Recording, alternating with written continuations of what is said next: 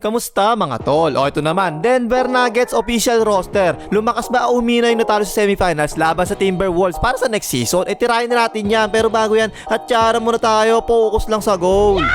Okay game, last year ang Nuggets mga tol, yung first wave nila sa playoffs, si Mahal Murray, si KFC, si FPJ, si Gordon Dakdak mo, tsaka si Joker, diba? Tapos yung pamalit nila, si Bron, si Reggie Jackson, si Justin Holiday, Peyton Watson, DeAndre Jordan, at yung mga bangko, si Najee, si Pickett, si Strother, tsaka si Tyson. Kung naalala nyo pa mga tol ha, nakauna sila sa Timberwolves 3-2 yung standing no? Pero natalo pa sila sa Game 6 tsaka sa Game 7. Ang masaklap pa doon sa Game 7, lamang sila ng 20 sa third quarter. Akala mo talaga Nuggets na yung panalo doon pero natalo pa sila sa Timberwolves Outscored sila ng Timberwolves sa second half 60-37. Ang sabi pa nga ni KFC sa interview sa kanya, naubusan daw sila ng hangin kasi sa ginawa nilang paghahabol palagi sa Lakers sa first round. Lamang palagi yung Lakers sa first half, diba? Pero natalo pa rin, kaya yun, tinawag tuloy ng intro boys ang Lakers. So ano ngayon ang ginawa ng Nuggets para sa next season? Lumakas ba o humina? Sino mga umalis tsaka sino mga bago? Eto mga tol, si Joker, 29 years old, 5 years, 270 million extension noong 2022 pa. Hanggang 2026 pa siya sa Nuggets. Player option naman yung 2027. Si Mahal Murray naman, 27 years old, 5 years din, 158 million dollars extension noong 2019 pa. Hanggang this year na lang siya sa Nuggets mga tol ha. Pero malamang, pumirma na naman niya ng contra extension this year. Si FPJ naman, 26 years old, 5 years, 179 million dollars extension noong 2021. Hanggang 2026 pa siya sa Nuggets. Si Gordon Dakdak mo naman, 29 years old, 4 years, 86 million dollars contract noong 2021. Hanggang this year na lang siya sa Nuggets ha. Player option naman next year. At yung nawala sa kanila mga tol, eto si KFC wala na to Free agent siya, napunta siya sa Orlando Magic. Pero nakakuha naman sila kagad na kapalit. Eto, si Russell Westbrook mga tol, 2 years, 6.8 million dollars. Player option yung pangalawang taon. Hoy, like mo, ano na? Nagkasawa na magpaalala sa'yo Asa pa yung Westambu ko? Mag-like ka na! At ito, meron pa isa pang bago mga tol, si Dario sa Mayaman, 2 years, 10.6 million dollars. Player option yung pangalawang taon. Tapos yung mga pamalit nila dati, eto mga tol, si Tisoy, Christian Braun, rookie contract pa rin to ha. Kinuha naman ng Nuggets ng team option this year. At yung isa pang pamalit nila, si Reggie Jackson, eto wala na rin to mga tol. Nasa Sixers na siya ngayon. Si Najee Yuga naman, 4 years, 32 million dollars noong 2023. Hanggang 2026 pa siya sa Nuggets. Player option naman yung 2027. Si Kankarot mga tol, nandito pa rin. Minimum contract ngayong season. Si DeAndre Jordan, ganun din. Minimum contract din. Si Darren Holmes, rookie nila to mga tol. 22nd pick sa draft. Rookie contract syempre. Si Strother, si Watson, si Pickett, mga under rookie contract pa rin yung mga yan. At yung ibang mga bangko na 2-way contract tsaka exhibit 10 contracts, huwag na natin bagitin. So yung mga nawalang players sa Nuggets mga tol, si KFC tsaka si Reggie Jackson, at yung mga bagong players nila, si Westbrook, si Darius Mayaman, at yung rookie nila si Darren Holmes. Ang payroll ng Nuggets ngayong season, 194 million dollars. So malamang makita natin this season mga tol, yung starters sila, syempre meron konti pagbabago na wala si KFC Si Mahal Murray, eto, si Tisoy, Christian Braun, siya na yung starting shooting guard. Si FPJ, si Gordon Dakdak mo, tsaka si Joker. Tapos yung mga pamalit naman nila, si Russell Westbrook, Darius Mayaman, Najee Yuga, si Watson, si DeAndre Jordan, si Holmes, at si Strother. Ang laki na ng pinagbago ng roster ng Nuggets mga tol no? Kahit sabihin pa natin, ay, si KFC lang naman nawala sa starters kasi mga tol, kung naaalala nyo, noong nag-champion sila, pamalit nila doon sino? Si Tisoy, tsaka si Bruce Brown, malakas pareho, diba? Parehong quality players off the bench na talagang gumagawa para sa Nuggets So yung most likely na mangyayari yan, syempre, si Joker syempre yung main man ng Nuggets. Ang reigning MVP ng NBA. 3 beses ito nag-MVP mga tol sa last 4 seasons ng NBA. Noong 2022 mga tol, ayun, si Bakuts yung nag-MVP. Pero para sa akin, dapat si Joker pa rin yung MVP doon, diba? Kasi average si Joker ng 2022 mga tol, hindi biro. 24.5 points, 11.8 rebounds, at 9.8 assists per game. Almost triple-double 29 times siya nag-triple-double nung season na yon. Last year, nag-MVP siya, average niya 26.4 points, 12.4 rebounds, at 9 assists per game. At pagkatapos, 25 times naman siya nag-triple-double last year. Tirang banu pa yan ha. Si Joker siyempre ang susi sa opensa ng Nuggets, diba? Kahit sabihin pa natin na minsan si Mahal Murray yung tagadala nila ng bola, pero isipin nyo, kunwari, alisin mo si Joker sa Nuggets, masisira talaga yung opensa nila, diba? Kunwari din, alisin mo si Mahal Murray sa Nuggets, same offense pa rin ang gagawin ng Nuggets kasi maraming players na kagaya ni Mahal Murray yung laro, pero sobrang konti na talaga yung kagaya ni Joker yung laro. So expect nyo this season mga tol, malamang mag-triple-double average na to si Joker Tapos syempre yung katandem niya si Mahal Murray. Okay naman talaga yung tandem nilang dalawa no? Kadalasan sa fourth quarter, silang dalawa palagi ni Joker yung nagpi-pick and roll. At kadalasan mga tol, kapag game winning shot, si Mahal Murray palagi yung tumitira no? Lalong-lalo na kapag Lakers ang kalaban. Nagtatransform talaga to mga tol, nagsusuper saiyan to kapag Lakers ang kalaban. Ang galing nito kapag kalaban ng Lakers Last 2 playoffs mga tol, 2 beses to tinalo ang Lakers sa game winning shot sa round 1. Ayun, intro boys tuloy ang Lakers. Last year 21.2 points, 4.1 rebounds at 6.5 assists per game. game.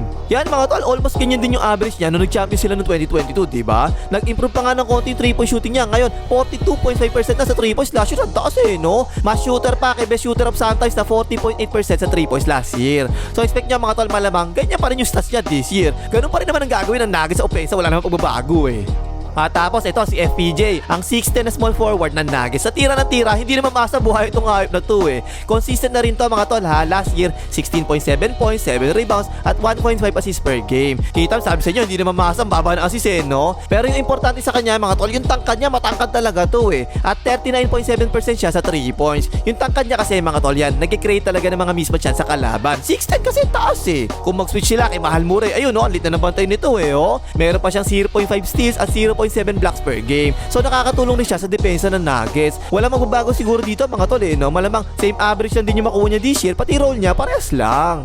At tapos ito, yung paborito ko si Gordon Dakdak mo. Siya na naman syempre yung starting power forward ng Nuggets. Isa pa to mga tol, eto nagkikreate din ng mismatch to eh, no? Ang maganda kasi kay Gordon Dakdak mo, yung laki ng katawan, macho talaga to eh. Nagagamit siya ng Nuggets pang defense sa mga kalaban na macho rin kagaya nila LeBron. Pero nakakalamang siya doon kasi mas mabilis siya eh. Kaya yun, kontrapelo talaga ng Lakers ang Nuggets. 4-0 tsaka 4-1 yung Nuggets sa Lakers nitong huling 2 taon sa playoffs. Laglag palagi Lakers eh. At kahit sa mga switch mga tol, ito napaka-useful nito eh, no? Kasi ang ginagawa niya, pinopostehan niya kagad kapag mas maliit yung bantay niya, sino ba papasa? Si Joker, di ba? Makakating talaga sa kanya yung bola eh. Last year, yung average niya mga tol, 13.9 points, 6.5 rebounds, at 3.5 assists per game. Yung field goal percentage niya mga tol, halos hindi nagbago ha. 55.6% pero yung 3 points niya, ito bumababa eh, no? Naging 29% na lang last year. Pero asahan niya mga tol, ganyan na naman ang mangyayari this season. Baka siguro, bumalik lang yung 3-point shooting niya, baka maging 33% na naman. At tapos si Poging Tisoy mga tol, si Christian Braun, ang bagong starting shooting guard ng Nuggets. Eto mga tol, ang contribution nito, sipag tsaka kapugian eh, no? Isa siya sa mga nakakapag-contribute talaga noong nag-champion ng Nuggets. Considering na rookie season pa lang niya yun mga tol ha. Last year naman, 7.3 points, 3.7 rebounds, at 1.6 assists per game. Pero mga tol, 20 minutes per game na siya naglalaro dun eh. So kung ang mangyayari, ibibigay sa kanya ng Nuggets yung almost 32 minutes ni KFC last year, syempre, tataas yung average yan, di ba? Hula ko siguro mga 10 to 12 points per game na siya this year. Nag-improve din yung shooting nito mga tol, 38.4% na sa 3 points. At siguro mas mag-i-improve pa to this year kasi mas madalas na niya ngayon makakasama sa loob si Joker. At tapos yung bago nila mga tol, si Russell Westbrook. Eto sa tingin ko mga tol ha, eto na yung pinakamalaking chance si Russell Westbrook para makapag-champion naman siya. Kailangan lang gawin niya rito, maging pamalit siya kay Mahal Murray at bigyan niya ng energy yung second five ng Nuggets. Kagaya na ginagawa dati ni Bruce Brown, di ba? Siguro kahit mga 15 hanggang 20 minutes per game lang, kaya ibigay talaga ng Nuggets sa kanya eh. Malabo siguro gawing first five doon ng Nuggets mga tol kasi kailangan yung mga kasama ni Joker, di ba? Puro shooter yung mga yun dapat eh.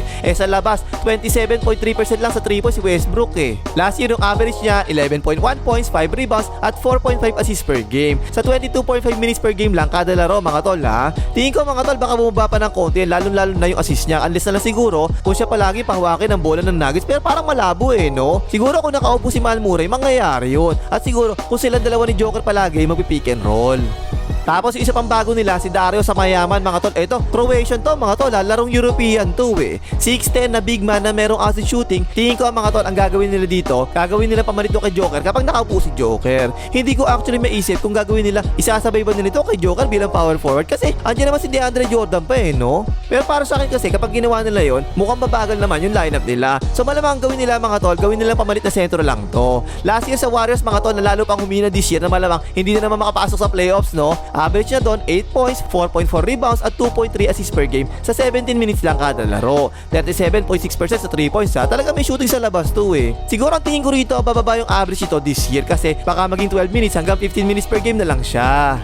At yung iba pa, si Peyton Watson, 18 minutes per game last year. Siguro baka tumaas ng konti, 20 plus minutes per game na, no? Si Justin Holiday naman, malamang mas magamit siya ngayon. Maganda yung shooting niya sa 3 points last year eh. 40.4%. Ginamit pa nga siya sa playoffs laban sa Timberwolves eh. Pero yung iba malamang paminsan-minsan na lang din gagamitin ng Nuggets. So yun mga tol, no? Tingin ko talaga, humina ng konti ang Nuggets para sa next season. Kahit pa nadagdag sa kanila si Russell Westbrook. Bakit kanyo? Kasi mga tol, talagang malaking kawalan sa kanila si KFC, di ba? Underrated masyado yung role ni KFC para sa Nuggets Nuggets mga tol eh. 3-and-D player yun, tapos bagay pa yung skills niya sa Nuggets, diba? So kung ipapalit nila doon si Tisoy, Christian Ron, iiksi naman lalo yung bench nila. Naalala nyo ba? Bench nga nila dati yung isang reason kung bakit sila nag-champion, diba? So expect natin meron pang gagawing pagbabago ang Nuggets sa roster nila. Malamang mag-trade pa yan eh, para makakuha sila ng isa pang 3-and-D player na kapalit ni KFC. Pero mga tol, hanggat nandyan si Joker, diba, na nag-a-average ng almost triple-double, expect nyo, palagi malayo talaga yung mararating ng Nuggets sa playoffs. Tsaka expect nyo rin mga tol, malamang laglag na naman ng Lakers kapag nakalaban nilang Nuggets. Okay na pang himagas, mag-Lakers, mga hater ng Lakers.